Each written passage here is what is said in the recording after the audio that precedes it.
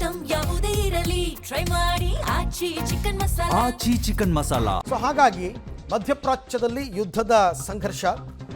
So Kempegowda ಏರ್ಪೋರ್ಟ್ನಿಂದ ಕೆಲ ವಿಮಾನಗಳು ಈಗ ರದ್ದಾಗಿವೆ ಅಂತಕ್ಕಂಥ ಮಾಹಿತಿ ಬರ್ತಾ ಇದೆ. ಬೆಂಗಳೂರಿಗೆ ಬರಬೇಕಿದ್ದ 9 ಮತ್ತು ತೆರಳಬೇಕಿದ್ದ 10 ವಿಮಾನ ರದ್ದಾಗಿದೆ. ಅಬುದಾಬಿ, ರಿಯಾದ್, ಜದ್ದಾ, ದಮ್ಮಂ, ದುಬೈ, ದೋಹಾ ಮಾರ್ಗಗಳ ವಿಮಾನಗಳ ಹಾರಾಟ ರದ್ದಾಗಿದೆ. ಇದರಿಂದಾಗಿ ಐರೋಪ್ಯ ರಾಷ್ಟ್ರಗಳಿಗೆ ಹೋಗ್ತಕ್ಕಂಥವ್ರಿಗೆ ತುಂಬ ತೊಂದರೆ ಆಗುತ್ತೆ. ಈ ಭಾಗದಲ್ಲಿರ್ತಕ್ಕಂಥ ಜನರಿಗೂ ತುಂಬ ತೊಂದರೆ ಆಗುತ್ತೆ. ವಿಮಾನಗಳ ಹಾರಾಟ ರದ್ದು, ಯಾಕೆಂದರೆ ಅವರು ಅಲ್ಲಿ ಏರ್ ಸ್ಪೇಸನ್ನು ಕ್ಲೋಸ್ ಮಾಡ್ಕೊಂಡು ಕೂತಿದ್ದಾರೆ. ಆಮೇಲೆ ಈಗ ಸೇಫ್ ಕೂಡ ಅಲ್ಲ, ಹೋಗಬೇಡಿ ಅಂತಲೇ ಸಲಹೆ ಇದೆ, ಯಾರು ಹೋಗಬೇಡಿ. ಇರಾನ್ ನಡೆಸ್ತಾ ಇರತಕ್ಕಂಥ ದಾಳಿ ಏರ್ಪೋರ್ಟ್ ಸುತ್ತಮುತ್ತನೇ ನಡೀತಾ ಇದೆ. ಈ ಬಗ್ಗೆ ಮತ್ತಷ್ಟು ಮಾಹಿತಿ ನನ್ನ ಕೊಲೀಗ್ ಶಬೀರ್ ಅವರಿಂದ ಪಡ್ಕೊಳ್ಳೋಣ. ಶಬೀರ್, ಈಗ ವಿಮಾನಗಳ ಹಾರಾಟ ರದ್ದತಿ ಎಲ್ಲಿ ತನಕ ಮುಂದುವರಿಬಹುದು ಮತ್ತು ಇದರ ಪರಿಣಾಮವನ್ನು ಯಾವ ರೀತಿ ನಾವು ನೋಡ್ತೀವಿ ಅಂತ?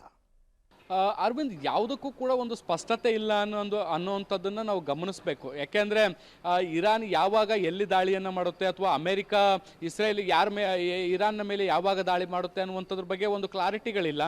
ಮತ್ತು ಈ ಮಿಡ್ಲ್ ಈಸ್ಟ್ಗಳ ಬೇರೆ ಬೇರೆ ದೇಶಗಳ ಮೇಲೂ ಕೂಡ ಇರಾನ್ ದಾಳಿಯನ್ನು ಮುಂದುವರಿಸಿರುವಂಥ ಹಿನ್ನೆಲೆಯಲ್ಲಿ ಈಗ ಸದ್ಯಕ್ಕೆ ನಾಗರಿಕ ವಿಮಾನಗಳ ಹಾರಾಟ ಸೂಕ್ತ ಅಲ್ಲ ಅನ್ನುವಂಥದ್ದು ಕೂಡ ಗೊತ್ತಾಗ್ತಾ ಇದೆ. ಸೊ ಹೀಗಾಗಿ ಬಹುತೇಕ ದೇಶಗಳು ಕೂಡ ಈಗ ಎಲ್ಲ ತನ್ನ ವಿಮಾನಗಳ ಹಾರಾಟವನ್ನು ಸ್ಥಗಿತಗೊಳಿಸುವಂಥ ಕೆಲಸಗಳನ್ನು ಕೂಡ ಮಾಡಲಾಗಿದೆ. ಈಗ ನೋಡಿ, ಇಮಿಡಿಯೇಟ್ ಬೇಸಲ್ಲಿ ಅಥವಾ ತಾತ್ಕಾಲಿಕವಾಗಿ ಅಥವಾ ಎಮರ್ಜೆನ್ಸಿಯಾಗಿ ಬೇಕೇ ಬೇಕು ಅಥವಾ ಕೆಲವು ಜನರನ್ನ ಇವ್ಯಾಕ್ಯುವೇಟ್ ಮಾಡಲೇಬೇಕು ಅನ್ನುವಂಥ ಸನ್ನಿವೇಶಗಳೇನಿದ್ದಾವೆ ಅವುಗಳಿಗೆ ಪೂರಕವಾಗಿ ಹೊಂದಿಕೊಳ್ಳುವಂತೆ ಕೆಲವೊಂದಿಷ್ಟು ನಿರ್ದಿಷ್ಟ ಫ್ಲೈಟ್ಗಳ ಹಾರಾಟಕ್ಕೆ ಮಾತ್ರ ಅವಕಾಶವನ್ನು ಮಾಡಿಕೊಡ್ಲಾಗ್ತಾ ಇದೆ.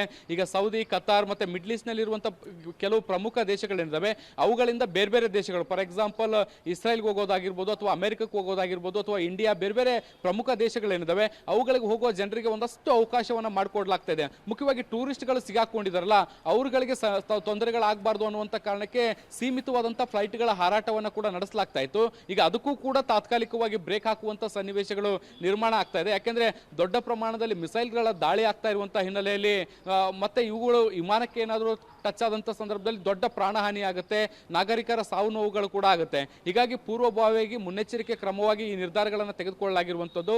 ಯಾವಾಗ ಏರ್ಪೋರ್ಟ್ಗಳು ಓಪನ್ ಆಗ್ತವೆ, ಯಾವಾಗ ಏರ್ಪೋರ್ಟ್ಗಳು ಕ್ಲೋಸ್ ಆಗ್ತವೆ ಅನ್ನೋದ್ರ ಬಗ್ಗೆ ಯಾವುದೇ ನಿರ್ದಿಷ್ಟವಾದಂತಹ ಅಥವಾ ಸ್ಪಷ್ಟತೆಗಳಿಲ್ಲ.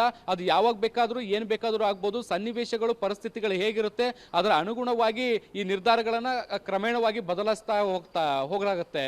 ಅರವಿಂದ್, ರೈಟ್, ಥ್ಯಾಂಕ್ ಯು ತಮ್ಮ ಎಲ್ಲ ಮಾಹಿತಿಗೆ ಶಬೀರ್, ಧನ್ಯವಾದ. ಒಟ್ಟಾರೆ 2 ರಾಷ್ಟ್ರಗಳ ಯುದ್ಧ ಅಂತಕ್ಕಂಥದ್ದು ಎಲ್ಲ ದೇಶಗಳಿಗೂ ಕೂಡ ಪರಿಣಾಮ ಬೀರುತ್ತೆ.